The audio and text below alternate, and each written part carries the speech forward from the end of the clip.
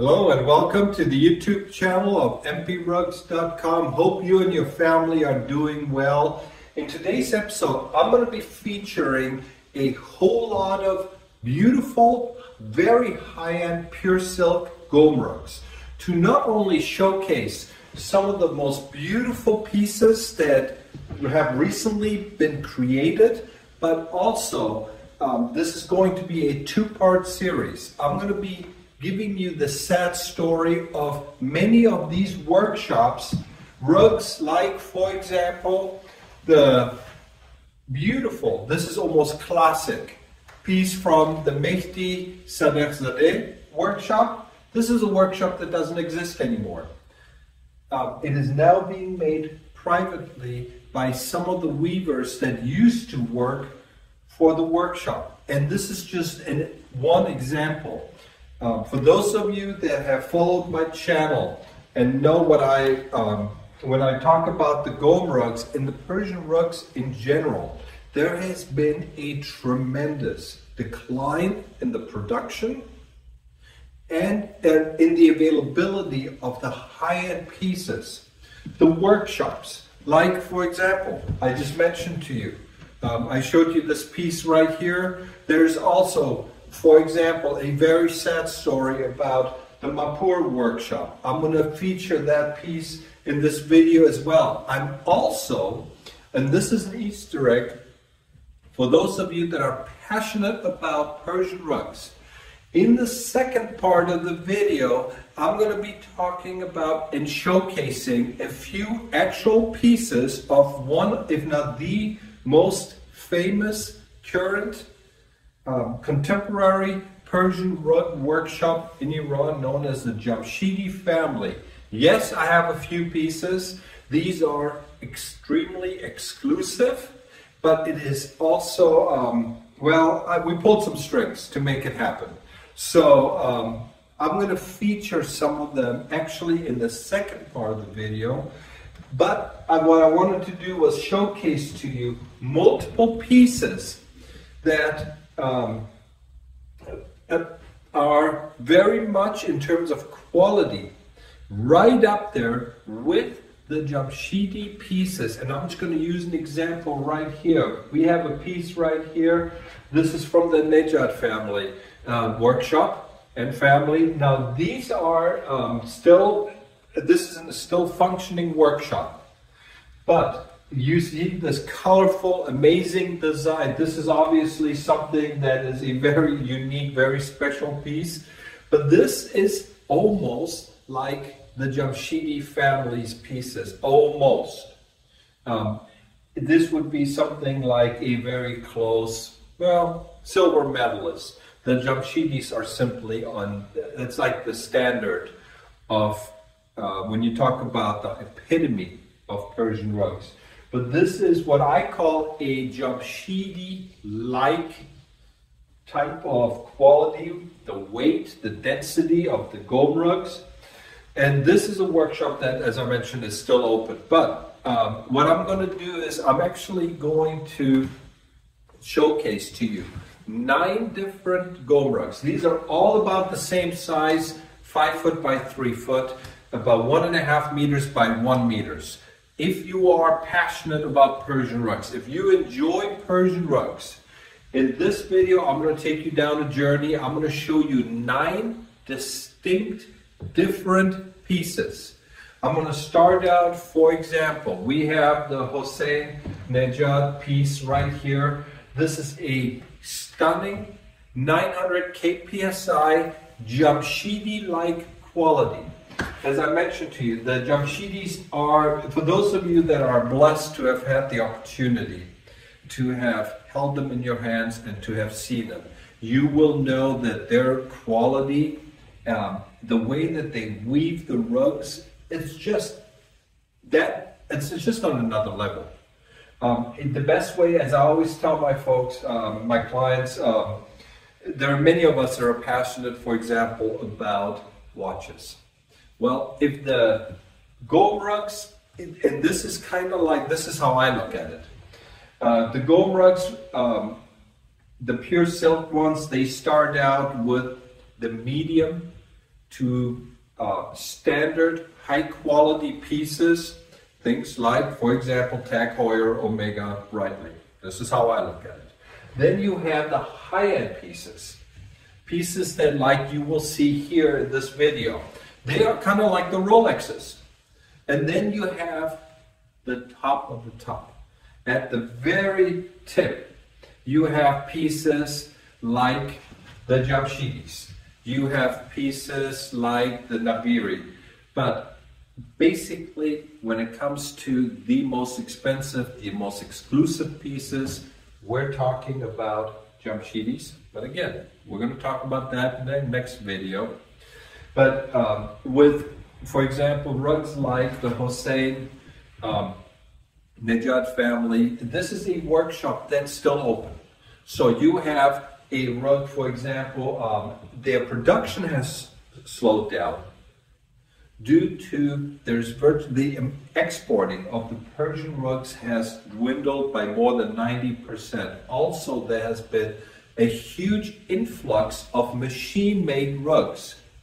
I've talked about it in some of my other videos, and I literally I held a machine-made rug in my hand and I compared it to a handmade one, so I can give you tips on how you can tell the difference between a genuine pure silk Gom rug and a machine-made rug. But right now, over 90% of the rugs that are coming out of Gom are machine-made. So here you have a piece that is still it's handmade and everything.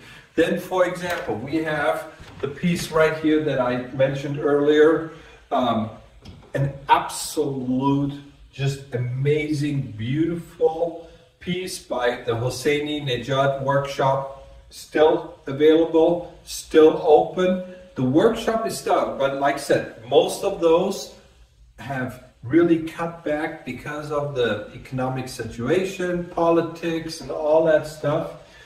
These rugs that used to be purchased, for example, even in the middle class, people used to buy these rugs for their families, or like, as I'm just going to give an example, as a wedding gift. Well, that's pretty much out the window. The pricing is such that most people just can't afford them anymore. But really just, it's a beautiful piece. You'll also notice when you look at the video, when you see the close-ups of the pictures and everything, the parrot and everything, it's just an amazing piece. Now, I've given you two examples. Good news, the workshops are still open. Let's now talk about, for example, a workshop that unfortunately no longer is around. And that's, I'm just going to use, this is a classic piece, but it's a very, very high-end piece. You have the Mehdi Sadeh, and I apologize for those of you that have seen many of my other videos. I always talk about it. I have a tendency of butchering names, and so do apologize.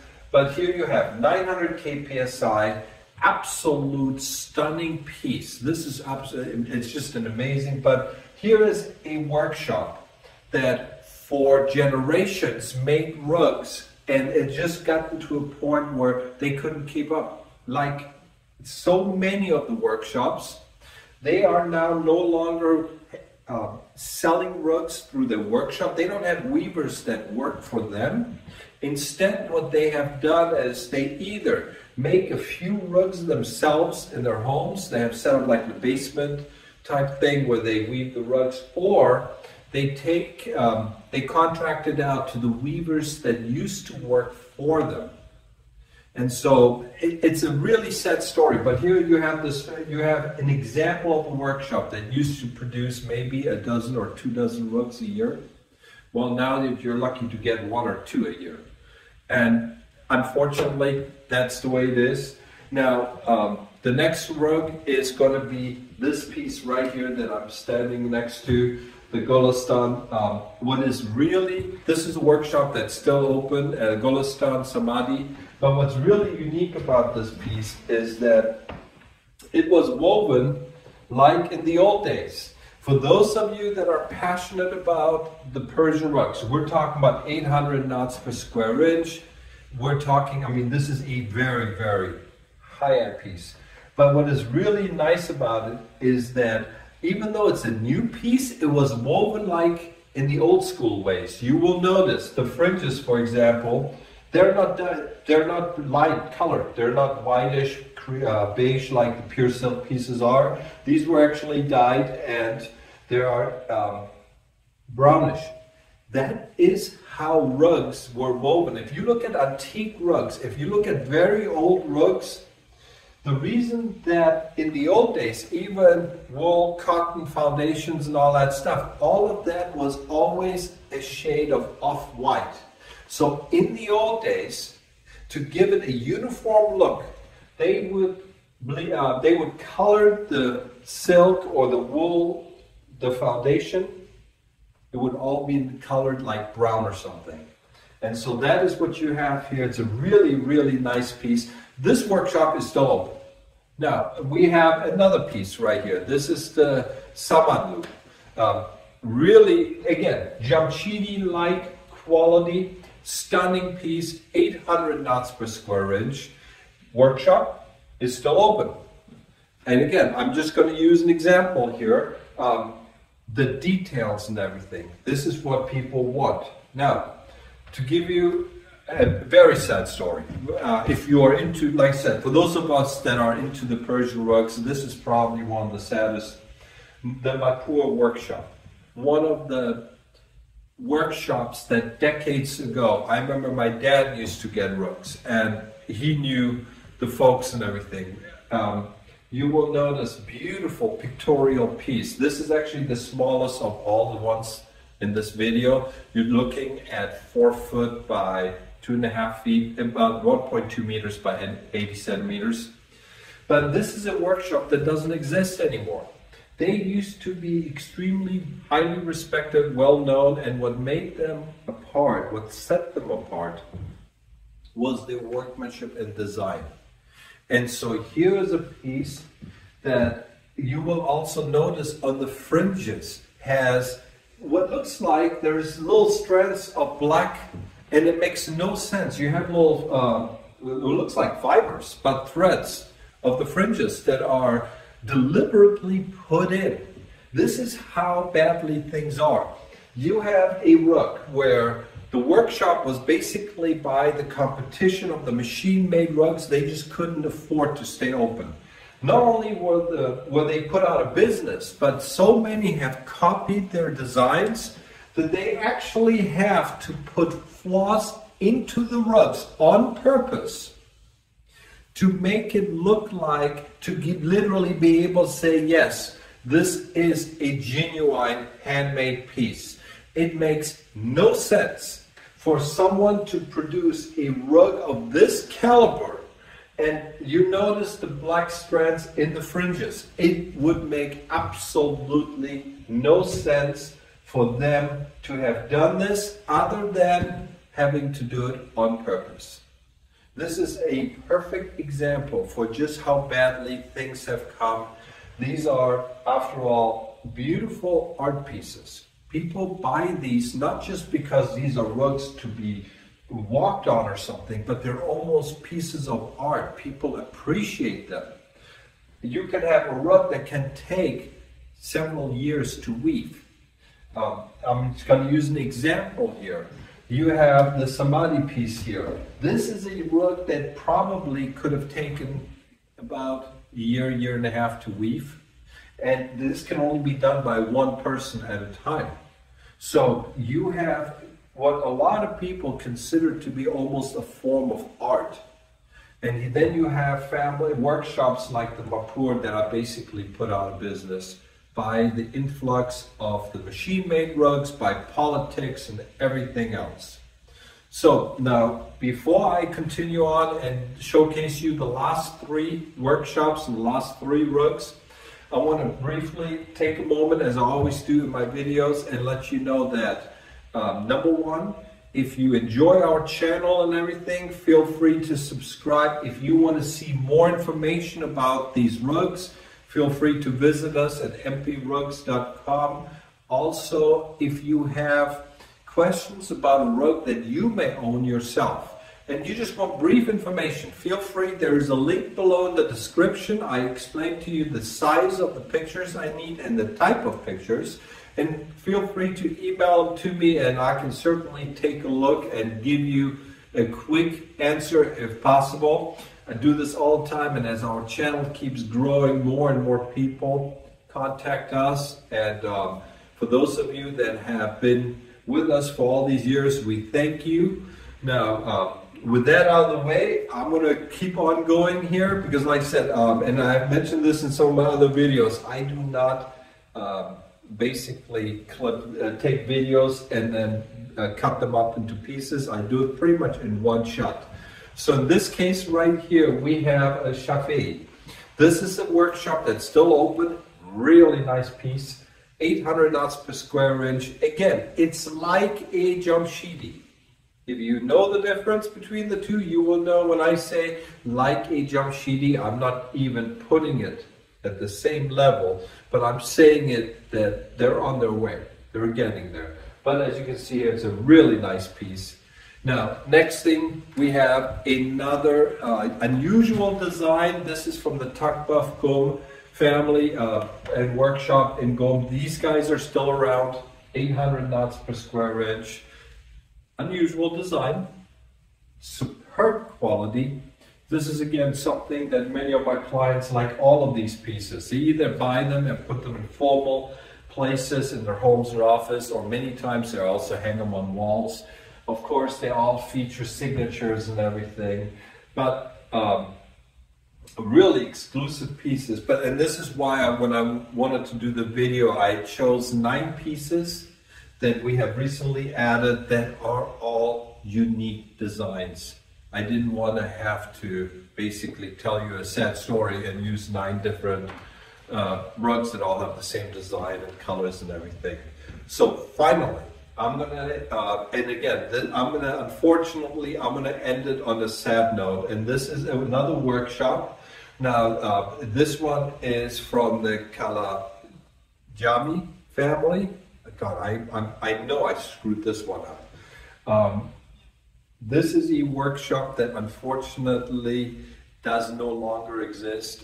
This is a very high-end piece, about 750 knots per square inch. Again, it's more classic.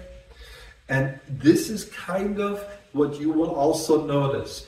Of the 3 rugs that I showed you where the workshops were closed, we had the Mapur, we had the Sadatzadeh, and we have the Kalajinia. These are the 3 workshops where you notice the designs are almost classic. And so in order for the workshops in Gom nowadays to really stay in business and keep the production going, they almost have to venture out and come up with new ideas and everything, which is great, as you can see in the 2 examples here. But it has also almost driven up the price, as well as lowered the quantity of available rugs. And this is something that unfortunately, as a consequence of everything that's going on, this is a horrible mismanagement at its best. We have seen the same thing with the Turkish Hereke rugs in the 80s and 90s. By the end of the 90s, all but decimated. Now, if you go to Turkey to buy a Turkish silk rug, 99% of the crop that you see there is not actually Turkish made. The silk rugs are, for the most part, imitations. And this is where we're going with this. This right here represents a dying art. And this is something, unfortunately, that many of us who look upon this as a form of art, this is a culture that goes back centuries. It's really kind of sad to see where things are going. But I wanted to showcase the rugs to you. I also wanted to show you examples of workshops that are still around versus some that have already, unfortunately, fallen victim to the situation. So, as I mentioned in the next video, I'm going to be featuring some amazing Jamshidi rugs and tell you a little bit about the details about them, as much as I've been allowed to do. So I'm going to be coming back to you with the second part of this video. In the meantime, again, wish you and your family the very best. If you like our video, feel free to subscribe. And I'm going to see you again here soon with the next one. Take care. Bye-bye.